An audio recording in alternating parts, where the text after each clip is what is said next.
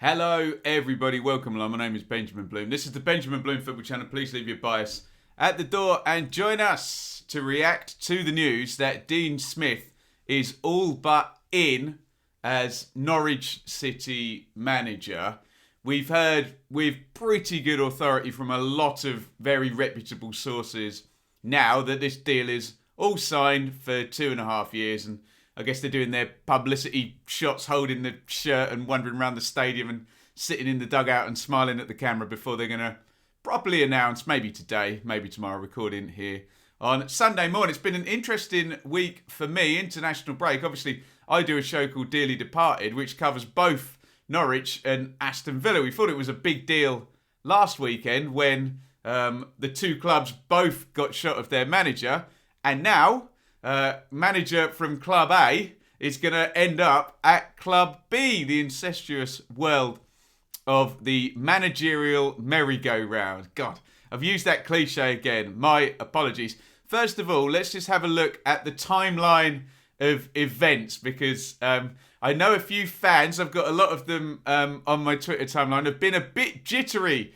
And I think there's been a lot of people making a lot of guesses and a lot of hopeful sort of assumptions during the week. But we think it's all sorted now for Norwich and for Dean Smith. I know Michael Bailey won't mind. He's been on the channel. I've stalked his Twitter to give us the timeline. Although I'm going to start even further back than November the 6th. Because just in terms of availability, we do need to go further back than that. We need to go one day further back, because Aston Villa lost, didn't they, on the Friday night, which would have been November the 5th.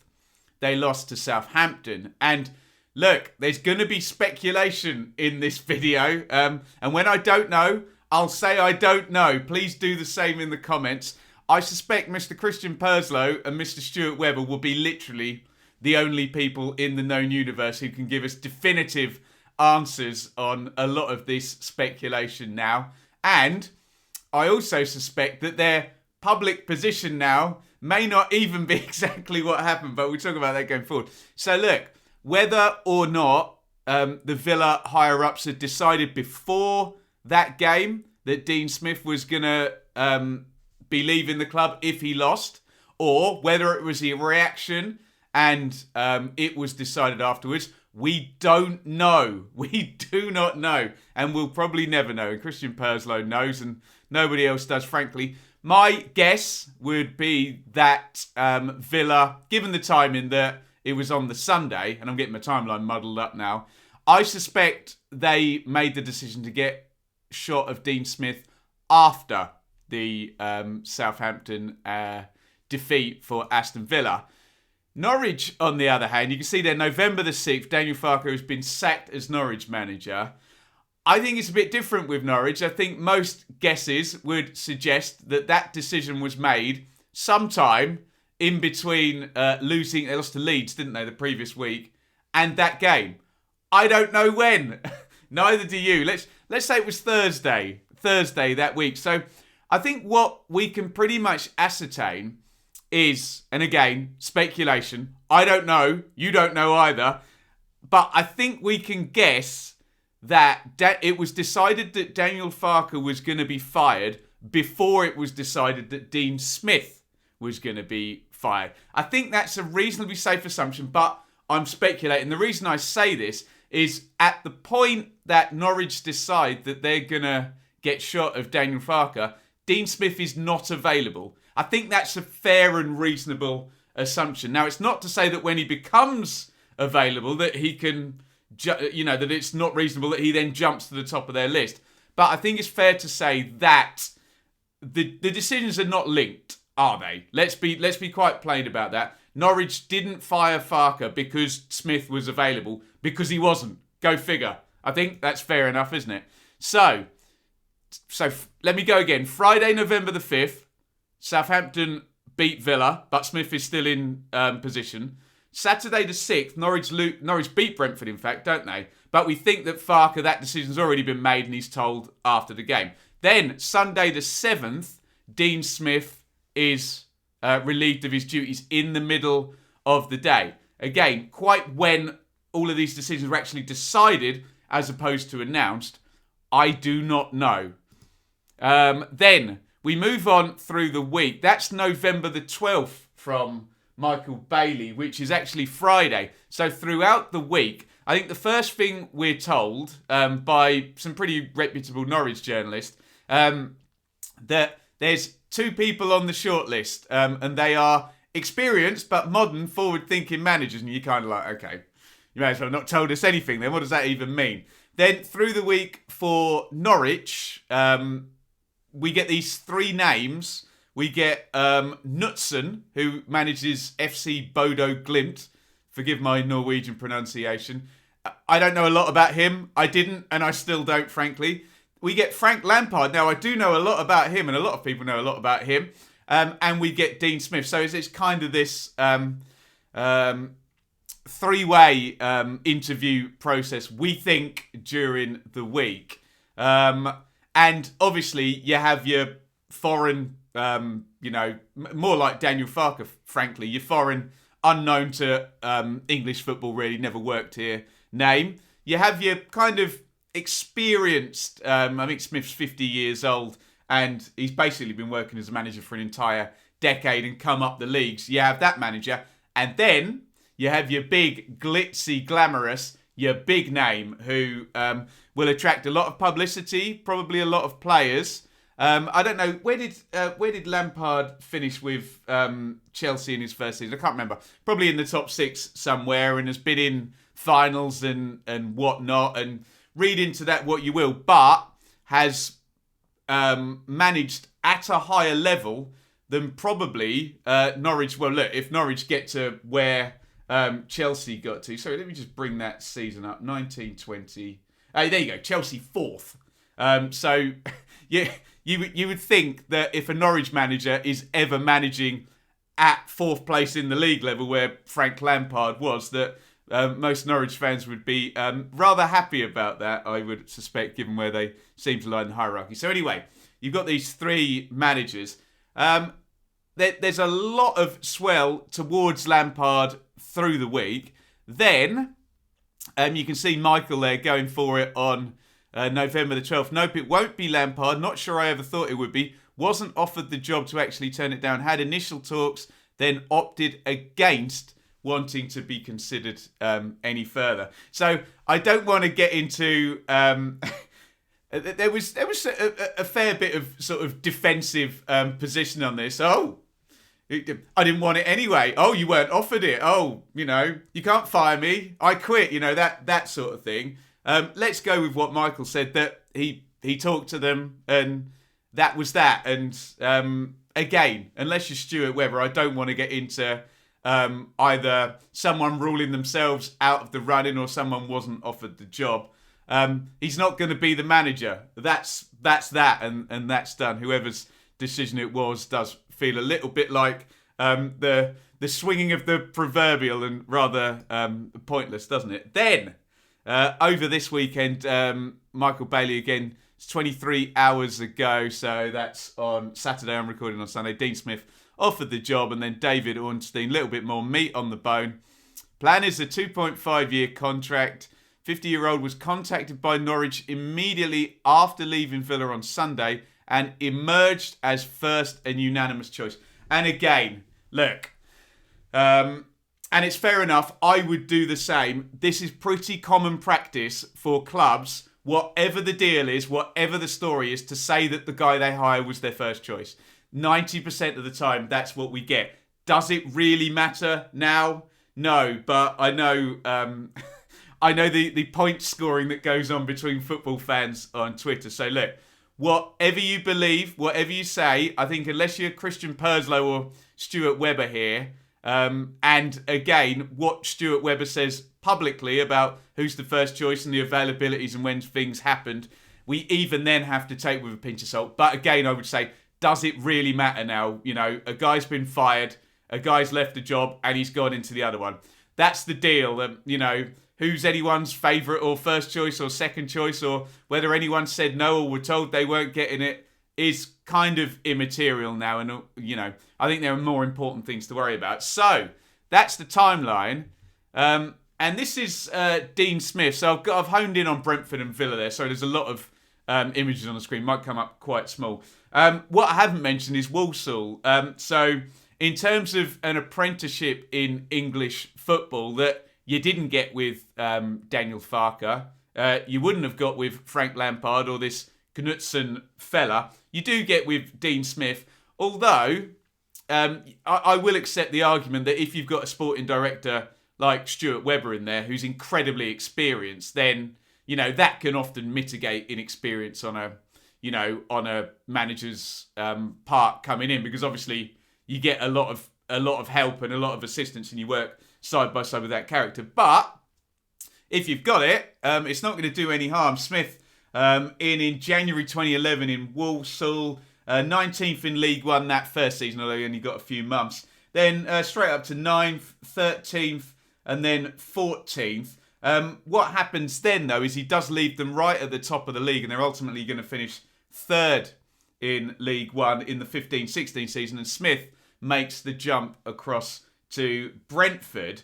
Now, we all know the story at Brentford, just outstanding whilst they were in the Championship. Never had the parachute money, went up against those teams with those huge extra resources, and in the end, 2 seasons in the playoffs, finally got themselves up, frankly, through really, really good recruitment and progress on the pitch through the likes of Dean Smith. And I've got his 3 sort of seasonal teams there. You can see the first one. Look at that. Alan Judge, Lasse Vibe, Sergi Canos, Woods and Diagaraga in midfield.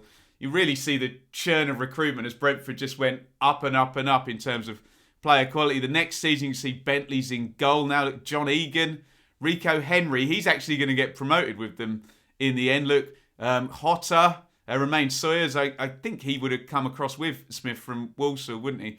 And Scott Hogan's going to come in and be sold on for huge money. Then his last Brentford team there, you can see Dalsgaard, he's going to get promoted with them. Barbet comes and goes. Woods is still there. In comes Ollie Watkins and Neil Mopai, who were then huge, brilliantly developed players who, well, we'll hear more from Watkins in a minute, put it that way. Obviously, then, as the recruitment's going, Smith moves on to Aston Villa, and Brentford then, well, they get Saeed Ben Rama, don't they? And, that's the big difference maker with Brian Mbuemo and Ollie Watkins and Jensen and Norgard come into midfield. And look, Brentford were fantastic, and Dean Smith was most definitely a big part of that. And very much an exponent, a big data guy, apparently used to have on the wall, very heavy on the XG numbers, what he called the Justice League, rather than the actual league, which would be music to a modern football fan's ear. They love the idea that their manager is smarter than everybody else's, don't they?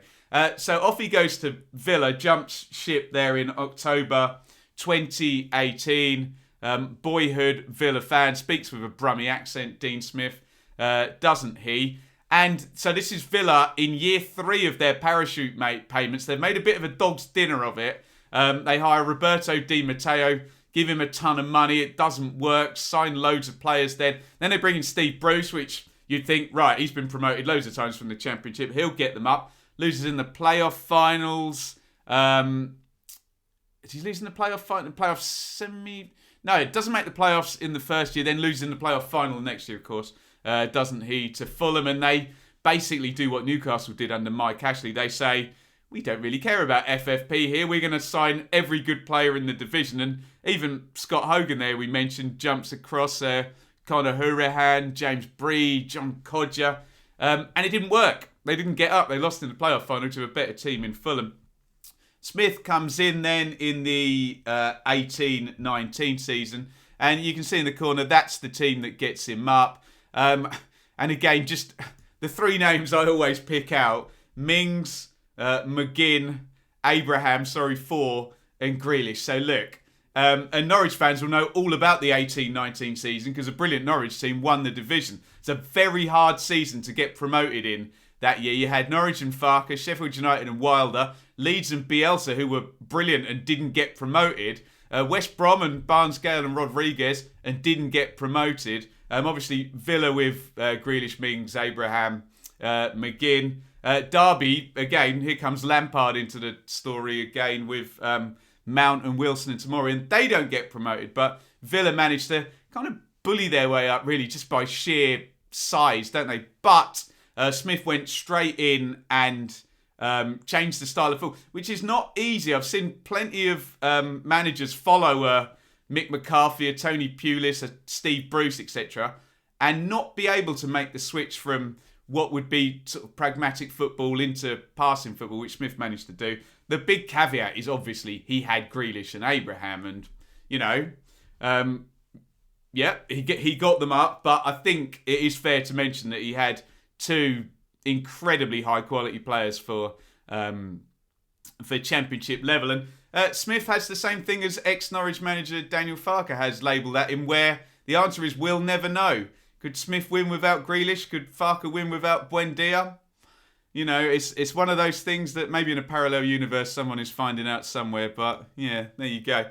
Villa in the Premier League then add in, trying to sign some defenders there. Ming-Song's full-time. Konza, Target, Guibert. Obviously they've still got Grealish. Try and sort the problems out up front with Wesley. That doesn't really work. But they do survive.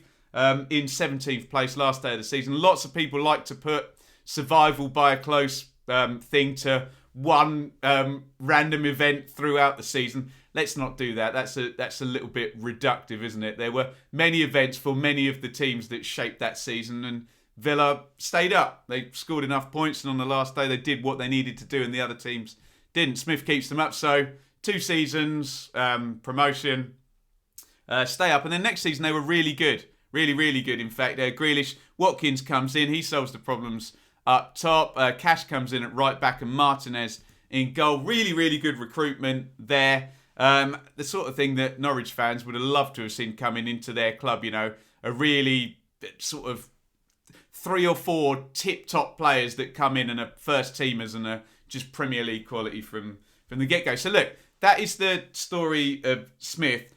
He's a good manager. And look, a lot of comparisons have been made through the week. And I've seen a couple of times the words uninspiring and underwhelming. And I'm not entirely sure what people mean by that. I think perhaps, and far be it for me to question people's intelligence or knowledge on this, but I think the fact that Dean Smith is softly spoken, played in the lower leagues, managed his way up gently, people think that that's underwhelming. Yes, because Frank Lampard is very handsome and immediately managed Derby into the playoff final and then Chelsea and, was a huge, massive name that, okay, that might be inspiring.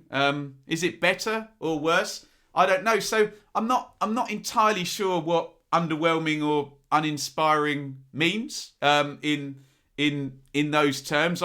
I suppose anyone who's saying that, if you do think it's underwhelming and uninspiring, let me know what you mean and let me know who wouldn't be underwhelming and uninspiring as a comparison. That might help me understand. I'm not really bothered whether my manager of the team I support is quiet, loud, charismatic, was a top player or not a top player. Have I heard of him? Have I not? Can they do the job or not? And I suppose, in deference to the people who say uninspiring and underwhelming, well, you find that out in the fullness of time. So we don't know the answer to that right now, do we? But I think people who know their football and know what Smith has done, he's been a very, very decent manager who's now been replaced by your glitzy, glamoury Steven Gerrard name at Aston Villa, hasn't he?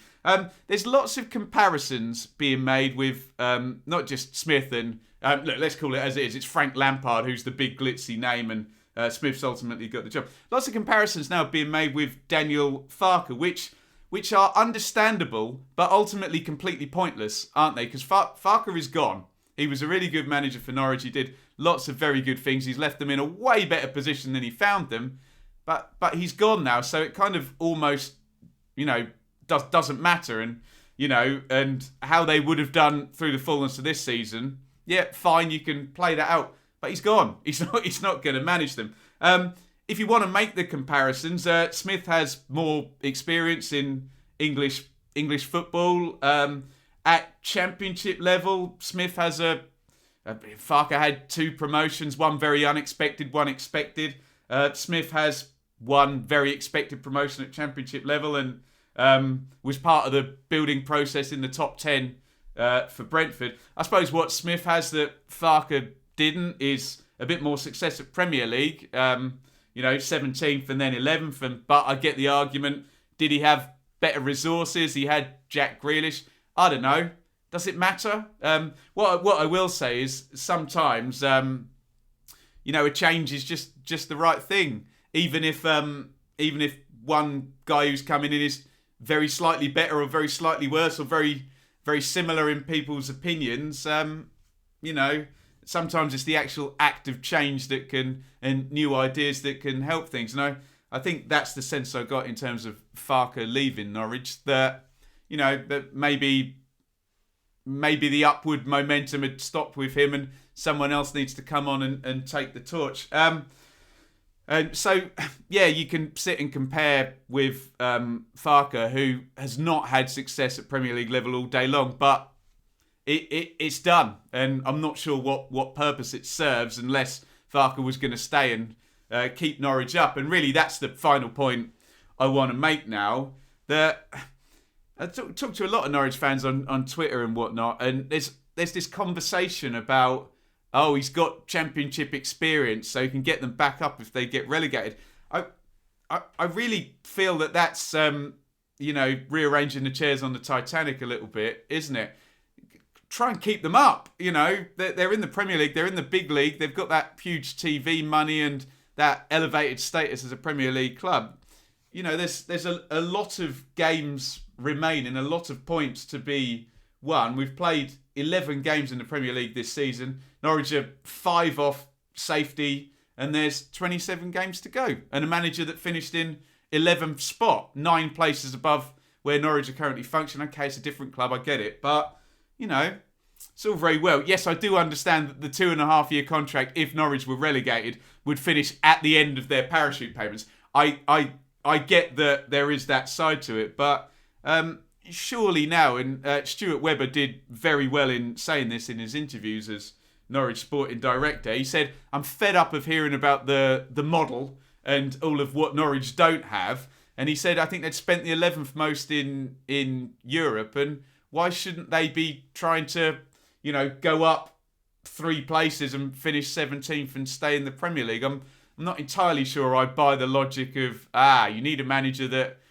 when you get relegated, it's like, well, no, it's 27 games to go. Try and stay up, for goodness sake, especially if, like the sporting director says, there's been a decent spend, and if those players can be gradually integrated over the season. And yes, I get the argument, could that have been done under Daniel Farke?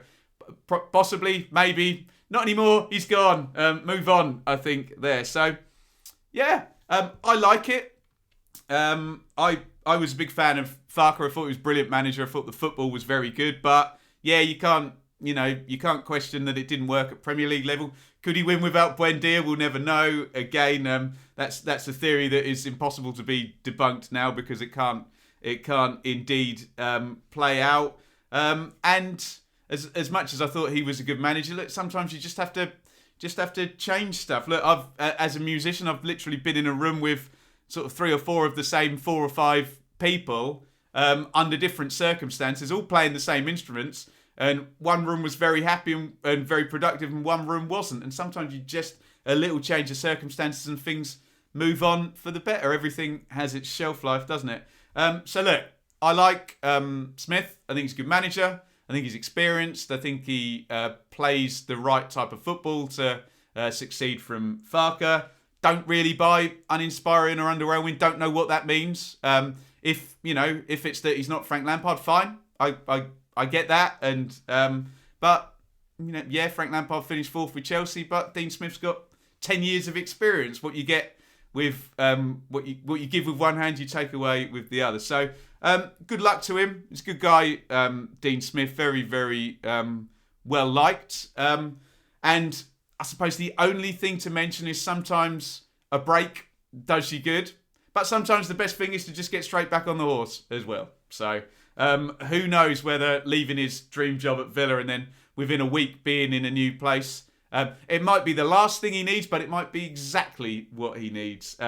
But I think he's a good manager. I think he's certainly very well qualified to to do the job. And I'm very interested to hear your comments. Again, we're predicting the future, so frankly, let's be respectful of everybody's opinion. We'll find out whether we're right or wrong about whether he's the right guy to do this or not in the fullness of time.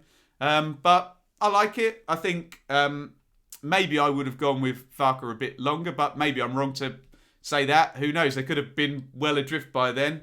But now this guy became available. I like it. I have to say, I thought Lampard would have been an interesting one too, but I don't know. Is Smith a slightly... it feels like with Lampard, the range could have been a lot wider. You know, maybe it could have gone really well, but it could have gone really badly. With Smith, I think that range maybe drops down a little bit, but it does feel like a nice, safe pair of hands. So, look, good luck to him. Get your thoughts on how you think it's going to go. And we are reacting to Dean Smith in at Norwich on a 2.5-year contract a week after leaving Aston Villa. And I look forward to my phone going ding, ding, ding all day and reading your comments on this hiring that's about to happen. Of course, quick plug for the Dearly Departed show. If you are a Villa fan watching this or Norwich fan in particular and you're not aware of the Dearly Departed show, that is normally covering Championship. That's where we look at the teams who got promoted from the Championship. So each week we review the action for Leeds, Villa, Norwich, Brentford and Watford. There we go. Might have a few Brentford fans interested in this as well with their knowledge on Dean Smith and his work at their club. So, yeah, that comes out after every Premier League game week. So please hit that subscribe button. But most importantly, again, with the caveat that everyone's opinion is valid when we're predicting the future, of course, and that we be respectful to everyone's opinion. Let me know what you think of this hire down there in the comments. I will bid you farewell. Enjoy your Sunday and let me know your thoughts on Dean Smith into Norwich. Over and out. Thank you so much for watching. If you enjoyed this video, please hit the like button to see more videos from this channel. Hit the subscribe button and to be notified every time we upload. Ring the bell for those notifications to come through on your device. If you really want to support the channel and me as a content creator, I will be eternally grateful if you head over to the merch store and grab something, or support over on Patreon, patreon.com/Benjamin Bloom. Thank you for your time. Go and watch another video.